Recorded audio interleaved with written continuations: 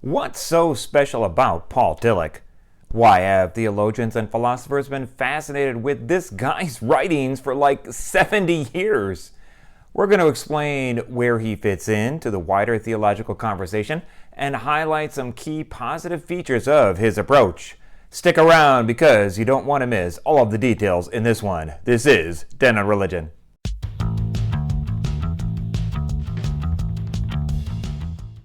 Hey peeps, it's Dr. B with Den on Religion.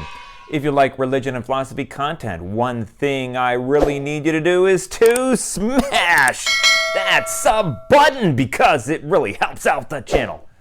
The transcript is available at 10onreligion.com, and new episodes are posted about every 2 weeks at noon U.S. Pacific Time, so drop me some views. Okay, here's the deal. Paul Tillich's way of framing theology answers some important concerns which drive people away from religion in general and Christianity in particular. We're going to set up the theological options, explain some common stumbling blocks which have caused people to misunderstand Christianity, and then get into the way Tillich overcomes these by highlighting the positive features of his approach. Let's get started. There are several major options for theology. What we mean by options are ways of interpreting Christianity in the contemporary world. Prior to the options, though, there is sort of a non-option, so I will start it with the number 0. The non-option is nihilism, or there is no escape. Theology means nothing, and there is no good way to explain or interpret its meaning in the contemporary world. The first real option is called the mystical assent option. It comes from Pseudo-Dionysius. Now, a quick explanation on this weird name. He authored works dated to the late 400s or early 500s CE, but the works were written as if he were a person living in the 1st century CE, specifically St. Dionysius the Areopagite, who was a member on the Judicial Council in Athens, Greece. Pseudo-Dionysius created an innovative merging of Neoplatonism, a hugely popular philosophy at the time, with Christianity. The idea was that one could engage in a spiritual journey with a slow, mystical ascent towards God. The second option is a leap of faith. This comes from the Danish philosopher Søren Kierkegaard. Jesus Christ bridged the gap between an eternal, infinite God and a temporal, historical human. Since the moment where the infinite and the finite intersects is a paradox, only a leap of faith will get one to the other side. Third is fideism. This is the divine self-revelation of God to humans. It represents the idea of theology from above and is most commonly associated with Karl Barth. Barth's motivation was insulating theology from Nazi ideology, but later generations probably didn't understand this, and it took on a life of its own, becoming quite popular in evangelical circles in the late 20th century. The fourth option is process theology, starting with Whitehead's process philosophy and then reinterpreted through Charles Hartshorne and John Cobb. This option is a bit complicated, and I explained it a little bit 2 episodes ago in the Is God Created video, so if you want to learn more, check that out. The fifth option comes from Paul Tillich and is the God as ground of being option. It is rooted in the idea of existentialism from Martin Heidegger. I have a number of episodes on Tillich, but maybe begin with his Systematic Theology 1 if you want a good starting point, or even Dynamics of Faith if you want an even simpler version. Now, in looking at the options, 0 is absurd. Options 1 to 3 are without reason, relying on emotion or faith, which cuts off science and many other forms of knowledge, making a person live a dual life, one in the real world and one in their religious world. Option 4 is with reason, but the metaphysical complexity is a bit overwhelming and seems a bit unnecessary. Option 5 is with reason, where human understanding plays a part in understanding God, joining the real world with the religious world. In fact, it's just one world. I hope this helped you understand the landscape a little bit better. Before taking a look at the positive features of Tillich's approach, let's first try to get a grasp on some of the stumbling blocks to Christianity that Tillich was trying to overcome. Wait a minute! There are 6 or perhaps 7 academic or theological concerns that many people feel are issues which cause them to have second thoughts about Christianity.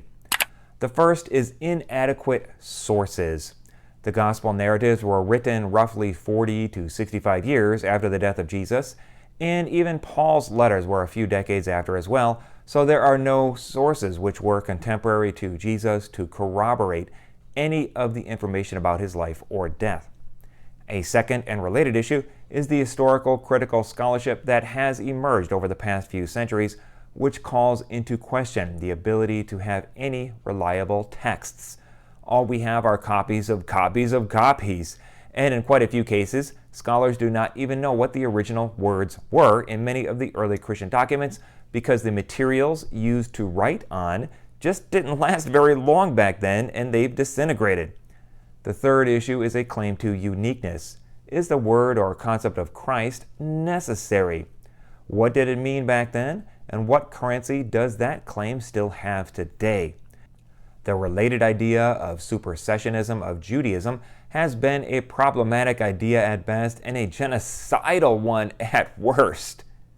Yikes. Bruh. Next is the idea of the incarnation. It developed long after Jesus was crucified and was a living symbol to the original hearers and readers. But in a world full of various religious traditions, does it still have the same value today? Fifth is the concern of Christian imperialism or colonialism. This has latched onto capitalism and nationalism with much pain and suffering for its targets. A related sixth concern is the language of Christianity as being inherently exclusivistic. This creates a situation of Christian dominion and cuts off any possibility of dialogue with other faith traditions. Seventh and last is supernaturalistic literalism. The first century had a very different understanding of the universe, as evidenced by Galileo and many important figures in history. If supernatural literalism were to dominate Christianity, it would cause Christianity to silo itself off from the contemporary use of archaeology, natural sciences, sociology, and many other disciplines to better understand the world around us. Again, it creates this dual understanding of the world. I am so confused. So let's talk about some of the positive features of Tillich's approach. It's an ontological approach which focuses on the idea of existence. It highlights the symbolic function of language. This is good because it helps us understand how many biblical passages function. It focuses on the human condition. We are temporary, finite, and thus contingent beings. It admits distortions of Christianity and doesn't shy away from the fact that there are discrepancies in the historical record of early Christianity. It has an emphasis on reason and experience, making it more accessible to all as opposed to only those who are familiar with the Christian scriptures and its tradition. It uses a method of correlation. Questions of existence arise out of the human situation and are correlated or explained through theological answers found in religious symbols. Lastly, there is a clearly explained and intentional anti-literalism attitude towards the biblical documents. As I mentioned a minute or so ago, if we can't know what the original words were in the historical documents which later became the Bible, and if many of the narratives contain symbolic meanings which were known to the original hearers and readers but unknown to us today, how can those documents be the sole foundation of belief? Interpreting them literally from a person living in any century past the one in which they were written makes them absurd.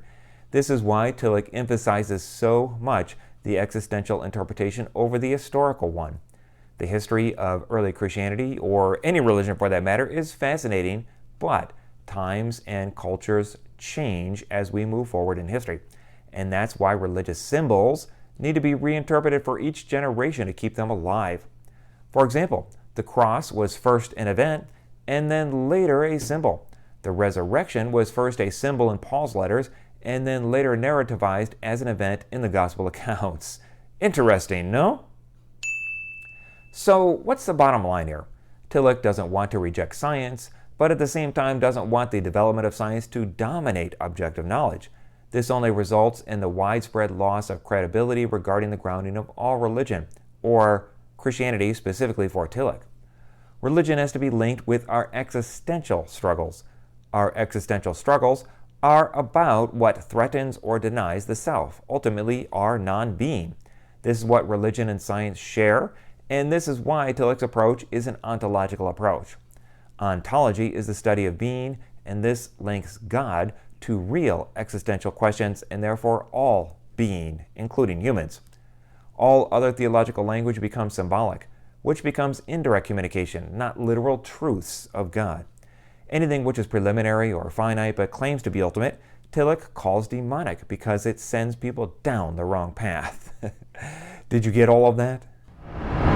So what do you think about Paul Tillich's theological approach? Wow, that was a lot of stuff there.